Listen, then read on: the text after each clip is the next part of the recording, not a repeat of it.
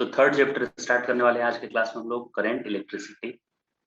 तो करंट मतलब होता है flow of anything is called current. अगर वाटर फ्लो कर रहा है तो उसको वाटर करंट बोलते हैं। तो विंड फ्लो कर रहा है तो विंड करंट उसको बोलते हैं।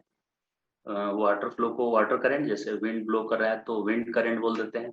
वैसे ही चार्ज जब फ्लो करता है एक जगह से दूसरे जगह मूव कर रहा होता है तो उसे चार्ज करंट बोलना चाहिए। लेकिन जो कि इलेक्ट्रॉन के ऊपर चार्ज होता है, इलेक्ट्रॉन मूव कर रहा होता है, इसलिए इसको इलेक्ट्रिक करंट बोला जाता है। तो इलेक्ट्रिक करंट का डेफिनेशन जानने से पहले, करंट इलेक्ट्रिसिटी ये ब्रांच है फिजिक्स का, जिसमें हम लोग पढ़ते हैं it is study of electric. यहाँ पे हम लोग हैं study of electric charges in motion is called current electricity, right. अब ये फिजिक्स का एक ब्रांच है जिसमें हम लोग चार्जेस के बारे में पढ़ते हैं। किन चार्जेस के बारे में? जो मूव कर रहे होते हैं उनके बारे में पढ़ते हैं। तो इसके पहले प्रीवियस लेक्चर्स में हम लोग ये देखे थे कि 1 फैराडे होता है 96500 कूलम के इक्वल, और 1 फ्रैंकलिन भी चार्ज का यूनिट है और वो इक्वल होता है 3.3 इंटू 10⁻⁻10 कूलम के इक्वल। फिर करंट इलेक्ट्रिसिटी क्या है? The study of electric charges in motion is called current electricity. Electric current का डेफिनेशन इसके बाद है ये इलेक्ट्रिक करंट। तो इलेक्ट्रिक करंट क्या है? It is defined as the amount of charge flowing per unit time across an area held perpendicular to the direction of flow of charge। तो यहाँ पे एक कंडक्टर दिखाया गया है सिलेंड्रिकल, इसमें चार्ज यानी कि इलेक्ट्रॉन मूव कर रहे हैं इधर लेफ्ट टू राइट की तरफ मूव कर रहे हैं ये सब इलेक्ट्रॉन। तो यहाँ क्रॉस सेक्शन एरिया अगर आप देखेंगे, कोई भी क्रॉस सेक्शन एरिया पास आपको देखना है। यहाँ से ये देख रहा है कोई यहाँ से, तो जब ये dt टाइम तक देखा तो इसको दिखा कि dq चार्ज यहाँ से क्रॉस की। dt टाइम में कितने चार्जेस क्रॉस कर गए इस क्रॉस सेक्शनल एरिया से? dq charges. तो dt टाइम में dq चार्जेस क्रॉस किए तो 1 सेकेंड में यानी यूनिट टाइम में कितने चार्जेस क्रॉस करेंगे? dq by dt। तो ये dq बाई dt को ही डिफाइन किया गया कि करंट है। मतलब पर यूनिट टाइम या ऐसा यूनिट में बात करें तो पर सेकेंड कितने चार्जेस क्रॉस कर रहे हैं इस क्रॉस सेक्शनल एरिया को, उसी चार्जेस को ही क्या बोल देंगे? करंट बोल देंगे हम लोग। तो इसने किसी ने मान लीजिए इसको देखा dt टाइम तक तो उसको dq चार्जेस दिखे यहाँ से पास करते हुए, तो वो 1 सेकेंड देखेगा तो कितना चार्जेस पास करेगा वहां से? dq by dt। तो इस dq बाई dt को ही करंट बोल दिया गया। dq बाई dt को ही क्या बोल दिया गया? करंट। तो करंट का एक फॉर्मूला बन गया यहाँ से, current equal to dq by dt। ये फॉर्मूला बन गया करंट का। करंट क्या हो गया? dq बाई dt के इक्वल। अब इसके बाद आई इंस्टेंटेनियस, ये तो एवरेज करंट की वैल्यू हो गई कि एवरेज करंट कैसे फाइंड करना है हम लोगों को, कि टोटल चार्जेस कितने फ्लो किए किसी क्रॉस सेक्शन एरिया से पर यूनिट टाइम। इंस्टेंटेनियस आएगा तो ये डेल्टा टाइम, मतलब टाइम इंटरवल स्मॉल होना चाहिए एकदम, स्मॉल टाइम इंटरवल एकदम हम लेंगे तब तो वो एक इंस्टेंट का कहलाएगा। तो delta T tends to zero, limit delta T tends to zero, इसको ऐसे पढ़ेंगे delta Q by delta T करने से क्या मिल जाता है मुझे? स्लोप मिलने लगता है D Q by D T.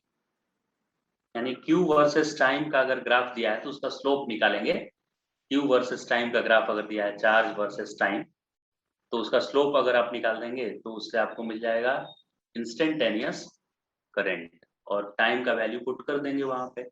जैसे यहाँ पे मैं एक ग्राफ ऐसे ड्रॉ करूं और मैं पूछूं कि इस पॉइंट पे कितना करंट होगा, तो यहाँ पे टेंजेंट ड्रॉ कर लीजिए। अब टेंजेंट कैसे फाइंड किया जाता है किसी स्लोप का? तो डेरिवेटिव से, अगर इक्वेशन गिवन है, चार्ज का इक्वेशन गिवन है, उसको डिफरेंशिएट कर देंगे तो आपको करंट मिल जाएगा, और टाइम का वैल्यू जो भी पुट करेंगे उस इंस्टेंट का करंट मिलेगा। तो इंस्टेंटेनियस करंट का value D Q by D T, मतलब डेरिवेटिव ऑफ चार्ज। अगर चार्ज कोई फंक्शन है टाइम का तो उसका डेरिवेटिव निकालेंगे, और उसमें टाइम जो भी पुट करेंगे उस इंस्टेंट का आपको इंस्टेंटेनियस करंट मिल जाएगा। और एवरेज करंट चाहिए तो वो टाइम इंटरवल दिया हुआ रहेगा क्वेश्चन में कि कितने इंटरवल तक का एवरेज चाहिए, 2 सेकेंड से 5 सेकेंड का, कि 1 सेकेंड से 5 सेकेंड का, ऐसे इंटरवल दिया हुआ रहेगा। और इंस्टेंटेनियस में इंटरवल नहीं दिया हुआ रहता है, एक ही इंस्टेंट दिया रहता है। Find current at t equal to 1 second या at t equal to 5 second, ऐसे रहे। क्लियर हो गया ये? तो दो करंट का डेफिनेशन हमने अभी देखा, एक इंस्टेंटेनियस और एक average current. Average current delta Q by delta T और instantaneous current D Q by D T. D Q by D T का सिंपल ये मतलब है कि आपको चार्ज जो भी दिया हुआ रहेगा क्वेश्चन में, चार्ज का फंक्शन, उसको डिफरेंशिएट करना है तो इंस्टेंटेनियस करंट मिल जाएगा। ऐसा यूनिट ऑफ करंट होता है कूलम पर सेकेंड, क्योंकि ये चार्ज अपॉन टाइम है, इसलिए चार्ज का यूनिट कूलम और टाइम का सेकेंड, तो कूलम पर सेकेंड हो गया। और एम्पियर, साइंटिस्ट अपने नाम के चक्कर में क्या करते हैं, यूनिट का नाम अपने नाम पर रख लेते हैं। तो ये एम्पियर ने इसके बारे में ज्यादा इंफॉर्मेशन कलेक्ट किया होगा करंट के बारे में और डिफाइन किया होगा, तो करंट का डेफिनेशन जो बनाया गया उसमें यूनिट एम्पियर रख दिया गया, ऐसा यूनिट। जबकि कूलम पर सेकेंड भी ऐसा यूनिट ही है, तो ऐसा यूनिट की बात आएगी तो ये भी लिख सकते हैं और एम्पियर भी लिख सकते हैं, और कूलम पर सेकेंड। डायमेंशन, ये फंडामेंटल क्वांटिटी, 7 फंडामेंटल क्वांटिटीज में ये है इलेक्ट्रिक करंट, इसीलिए इसमें एमएलटी सबसे इंडिपेंडेंट है, ये खाली एम्पियर इसमें होगा A1 M0 L0 T0 A1, क्योंकि ये फंडामेंटल क्वांटिटी कंसिडर किया गया है। सीजीएस यूनिट इसका बायोट होता है। अब बायोट और एम्पियर में क्या रिलेशन है, तो 1 एम्पियर होता है 1/10 बायोट। 1 एम्पियर क्या होता है, 1/10 बायोट के इक्वल होता है। अब ये सीजीएस यूनिट से रिलेटेड मैं चार्ज के बारे में भी आपको बता दूं कि 1 कूलम 1/10 एब कूलम होता है, और 1 कूलम 1/10 EMU भी बोल सकते हैं आपको, EMU। तो EMU होता है इलेक्ट्रोमैग्नेटिक यूनिट। EMU का क्या फुल फॉर्म है, इलेक्ट्रोमैग्नेटिक यूनिट ऑफ चार्ज। ऐसा यूनिट क्या है, कूलम है। तो कभी कन्वर्ट करने के लिए भी आ सकता है कि 1 कूलम में कितना EMU ऑफ चार्ज होगा, और इसको ESU बोलते हैं। जो स्टैट कूलम में लिखा हूं इसको ESU भी लिखा जाता है, electrostatic unit, ESU of charge. तो अगर पूछेगा 1 कूलम में कितना ESU ऑफ चार्ज, तो आप लिख सकते हैं 1 कूलम में 10⁹ ESU ऑफ चार्ज होता है, और 1 कूलम में कितना EMU ऑफ चार्ज होता है, तो 1/10 EMU ऑफ चार्ज होता है। मतलब ये जैसे आपको याद है कि 1 मीटर में 100 सेंटीमीटर, वैसे ही ये भी चार्ज वाला भी याद होना चाहिए कि 1 कूलम में 1/10 इलेक्ट्रोमैग्नेटिक यूनिट EMU, और 1 कूलम में 3 × 10⁹ ESU ऑफ चार्ज होगा। तो ये सब यूनिट था, इससे रिलेटेड कितना है। चार्ज का डेफिनेशन भी हमने सीख लिया, कैसे डिफाइन किया गया है, और अलग अलग इसका यूनिट भी हमने सीखा। नेक्स्ट पॉइंट है हम लोग का important points regarding current. Current से रिलेटेड क्या क्या इंपॉर्टेंट पॉइंट्स है जो हमें देखने हैं। फर्स्ट इंपॉर्टेंट पॉइंट है कि current is a fundamental quantity. तो 7 out of 7 fundamental quantities, current is also a fundamental quantity. Fundamental quantity क्या था, जो एक दूसरे के टर्म में एक्सप्रेस नहीं हो सकता था। Fundamental quantities are those quantities which can not be expressed in terms of each other. तो ये 7 फंडामेंटल में से एक है, मतलब इसको लेंथ के टर्म में, मास के टर्म में, टाइम के टर्म में एक्सप्रेस नहीं किया जा सकता है, इसीलिए इसका क्या नाम है, फंडामेंटल। फिर सेकेंड है कि ये स्केलर है। फर्स्ट तो समझ में आ गया कि फंडामेंटल है, सेकेंड स्केलर क्यों है ये, तो इसे स्केलर इसलिए रखा गया है क्योंकि ये वेक्टर रूल ऑफ एडिशन नहीं फॉलो करता है, इसके पास मैग्नीट्यूड और डायरेक्शन दोनों ही है। जैसे 3 एम्पियर करंट फ्लो कर रहा है तो इसका पर्टिकुलर डायरेक्शन है कि हायर वोल्टेज से लोअर वोल्टेज की तरफ, लोअर पोटेंशियल की तरफ फ्लो करता है, तो इसका डायरेक्शन तो है। लेकिन ये अगर 3 एम्पियर करंट इधर से किसी ने सेंड किया 3 एम्पियर, और इधर से किसी ने सेंड कर दिया 4 एम्पियर, और ये 90 डिग्री पे है, तो वेक्टर रूल ऑफ एडिशन कहता है कि दो वेक्टर 90 डिग्री पे, उनका रिजल्टेंट आना चाहिए रूट अंडर फर्स्ट वेक्टर का स्क्वायर प्लस सेकेंड वेक्टर का स्क्वायर 4 स्क्वायर। तो 3 स्क्वायर प्लस 4 स्क्वायर का रूट करेंगे तो 5 आ जाता है।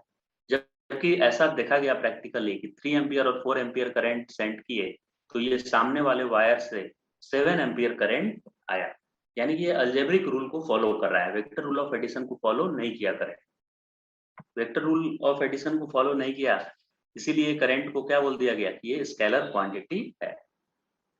अब थर्ड पॉइंट है 1 एम्पियर किसको बोलते हैं, डिफाइन करने के लिए आएगा तो लिखेंगे कि 1 ampere current is that amount of current which is flowing 1 ampere current is that amount of current which is flowing through a conductor.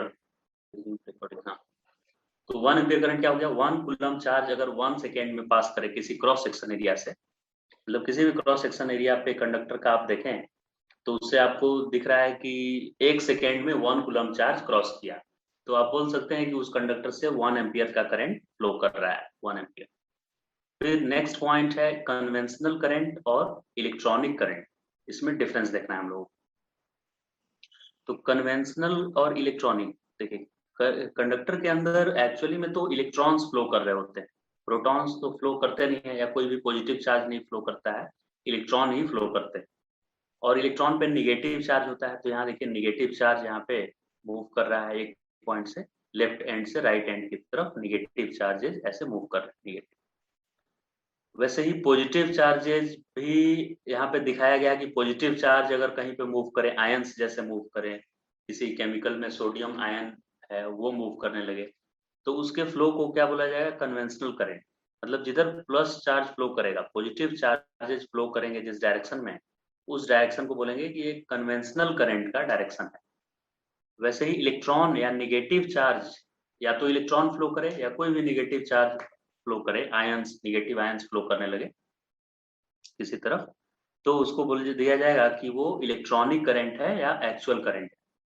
जैसे अब यहाँ पे मैं एक कंडक्टर को देखिए बैटरी से इधर कनेक्ट किया हूँ, तो उसमें फ्लो तो इलेक्ट्रॉन करता है, ऐसे फ्लो करता है इस तरफ, निगेटिव टर्मिनल से पॉजिटिव टर्मिनल की तरफ, तो इलेक्ट्रॉन ही एक्चुअली में मूव कर रहे होते हैं ऐसे, इस तरफ ऐसे। लेकिन अब इसमें क्या है कि निगेटिव से पॉजिटिव, निगेटिव को लो पोटेंशियल माना जाता है और पॉजिटिव को हाई पोटेंशियल। तो नेचर में देखा गया कि सब कुछ हाई टू लो हो रहा था इसके पहले। जैसे यहाँ एक टैंक में देख सकते हैं कि वाटर हायर लेवल से लोअर लेवल की तरफ मूव कर रहा है वाटर, तो ये हाई लेवल से लो लेवल मूव किया। वैसे ही हीट फ्लो भी आप देखते हैं कि हायर टेम्परेचर वाले बॉडी से लोअर टेम्परेचर वाले बॉडी की तरफ हीट का फ्लो होता है, हीट एनर्जी का। तो सिमिलैरिटी दिखाने के लिए सब लोगों ने बोल दिया कि करंट भी फ्लो होना चाहिए पॉजिटिव से, मतलब हायर पोटेंशियल से लोअर पोटेंशियल की तरफ। लेकिन ये कन्वेंशन है सिमिलैरिटी दिखाने के लिए नेचर में, सच में तो इलेक्ट्रॉन फ्लो करता है निगेटिव से पॉजिटिव की तरफ, इसीलिए पॉजिटिव वाले फ्लो को जो दिखाया गया है ऐसे कि प्लस से माइनस की तरफ क्या फ्लो कर रहा है, इसको कन्वेंशनल मान लिया गया। जबकि एक्चुअल कौन सा है, इलेक्ट्रॉनिक करंट एक्चुअल है, जिधर इलेक्ट्रॉन मूव कर रहा है। तो ये दोनों एकदम अपोजिट है। इलेक्ट्रॉनिक करंट किसी कंडक्टर में जिस डायरेक्शन में होगा, कन्वेंशनल एकदम उसका अपोजिट डायरेक्शन में होगा, कन्वेंशनल करंट। तो इसी में अगर हम बात करते हैं कि इलेक्ट्रॉन अगर लेफ्ट टू राइट मूव कर रहा है, तो किसी कोई आपसे पूछे कि इलेक्ट्रॉनिक करंट किधर है, तो आपको बोलना है कि फ्रॉम लेफ्ट टू राइट। लेकिन इसी में कोई बोल दे कि कन्वेंशनल करंट क्या लिया जाएगा डायरेक्शन, तो लिखना है right to left. Electronic current का अपोजिट लेना है कन्वेंशनल करंट। तो फोर्थ पॉइंट भी क्लियर हो गया। फिफ्थ पॉइंट है conductor remains uncharged when current flows through it. Conductors remain uncharged when current flows through it. अगर किसी कंडक्टर में करंट फ्लो कर रहा है तो वो चार्ज नहीं होता है उससे, क्योंकि जितना इधर से एंटर करता है इलेक्ट्रॉन, दूसरे साइड से उतना ही निकल जाता है सेम टाइम पे। जैसे 1 सेकेंड चांस देंगे तो 1 सेकेंड में जितना एंटर करेगा इलेक्ट्रॉन, 1 सेकेंड में इधर से भी उतना ही निकल जाएगा। मतलब यहाँ एक्यूमुलेशन नहीं होता है चार्ज का, कंडक्टर के अंदर चार्ज एक्यूमुलेट नहीं होते हैं। वैसे ही जैसे पाइप में वाटर फ्लो अगर कर रहा है, तो जितना पानी यहाँ से एंटर करेगा क्या उतना ही यहाँ निकल जाना चाहिए। बीच में पानी एक बार जो पाइप में भरा हुआ है उतना ही पानी रहता है, एक्स्ट्रा पानी जो एंटर करता है वो इधर से निकल जाता है। वैसे ही इलेक्ट्रॉन, इसके पास जो फ्री इलेक्ट्रॉन अपना है वो तो पहले से है ही, लेकिन उसके चलते चार्ज नहीं होगा, नहीं उसके चलते न्यूट्रल है, क्योंकि एटम में जितना प्रोटॉन होता है उतना ही इलेक्ट्रॉन होता है। तो एक्स्ट्रा इलेक्ट्रॉन जो इधर से इंसर्ट किया जा रहा है, एंटर कर रहा है इसमें, उतना निकल जा रहा है इधर से, यानी इसमें कोई चार्ज एक्स्ट्रा एक्यूमुलेशन नहीं हो रहा है। तो करंट फ्लो करने के ड्यूरेशन में चार्ज नहीं होता है conductor. Conductor remains uncharged when current flows through it. और ये लास्ट पॉइंट है इसमें, current does not charge change, current does not change है ये, change with change in cross sectional area. मतलब आपको डिफरेंट क्रॉस सेक्शनल एरिया दे दिया जाए तो इधर से जितना करंट जा रहा है यहाँ भी उतना ही, दो वीवर यहाँ पे है, ये 2 और ये 1। तो 1 को जितना एम्पियर करंट दिखेगा 2 को उतना ही एम्पियर दिखेगा। यहाँ पे वाइड एरिया है, यानी कि इलेक्ट्रॉन ज्यादा इधर डिस्ट्रीब्यूट हो जाएंगे, माने ज्यादा इलेक्ट्रॉन क्रॉस करेंगे अगर इधर, तो स्लो ये हो जाएंगे, क्योंकि करंट का वैल्यू क्या होता है, चार्ज अपॉन टाइम। तो करंट को कांस्टेंट रखना है, अगर चार्ज ज्यादा हो रहा है तो टाइम का वैल्यू भी ज्यादा हो जाएगा, ताकि इसका जो डिवीजन आए वो कांस्टेंट टर्म आ जाए, यानी कि ज्यादा टाइम लगेगा यहाँ पे चार्जेस को क्रॉस करने में। और यहाँ पतला सा थिन एकदम है, क्रॉस सेक्शनल एरिया कम है यहाँ पे, यानी चार्जेस फास्ट मूव करेंगे, फास्ट मूव करेंगे इधर, तो टाइम क्या लगेगा, उनको कम लगेगा टाइम, यानी कि चार्ज इधर कम पास कर रहा है तो टाइम भी कम लग रहा है, यानी जल्दी जल्दी चार्ज मूव कर रहा है, यानी टाइम उसको कम लग रहा है। यानी ये वाटर फ्लो के जैसा ही है, आपके पास एक पाइप है और उसके क्रॉस सेक्शनल एरिया को आप पतला कर देते हैं तो उससे फास्ट पानी निकलने लगता है बाहर, लेकिन अमाउंट ऑफ वाटर कम हो जाता है, कम एरिया रहता है, तो फास्ट निकल रहा है, यानी कि टाइम कम लग रहा है उसको निकलने में, जल्दी जल्दी निकल रहा है, तो अमाउंट भी तो कम हो जा रहा है कम एरिया रखने पे। यानी कुल मिला के ये क्या कहना चाह रहा है ये पॉइंट, कि current does not change with change in cross sectional area. अगर एक बैटरी से आप कनेक्ट किए हैं वेरिएबल क्रॉस सेक्शन एरिया को, तो जितना करंट किसी भी लेफ्ट वाले पॉइंट पे है, राइट वाले पॉइंट से किसी भी इंस्टेंट पे सेम करंट होगा। तो मैं यहाँ पॉइंट ए और बी बोल दूं, तो ए पॉइंट पे 2 एम्पियर करंट है तो बी पॉइंट से भी 2 एम्पियर करंट बाहर निकल रहा होगा, ये पॉइंट है इसका। तो मुझे लग रहा है ये सब 6 पॉइंट्स करंट के रिगार्डिंग जो भी इंपॉर्टेंट पॉइंट थे वो क्लियर हो गए सब। तो स्टूडेंट्स इतना ही रखेंगे आज के लेक्चर में, हम लोग करंट के बारे में हमने देखा, डेफिनेशन क्या है करंट को कैसे डिफाइन किया गया है, और इसकी प्रॉपर्टीज क्या क्या है, इंपॉर्टेंट प्रॉपर्टीज क्या क्या है करंट के, ये सब हमने देखा। तो इससे रिगार्डिंग आप न्यूमेरिकल सॉल्व कीजिए, एक टॉपिक कंप्लीट हो गया है। आने वाले लेक्चर्स में हम लोग ड्रिफ्ट वेलोसिटी इन सारे चीजों के बारे में देखेंगे। Okay, so thank you for watching this video.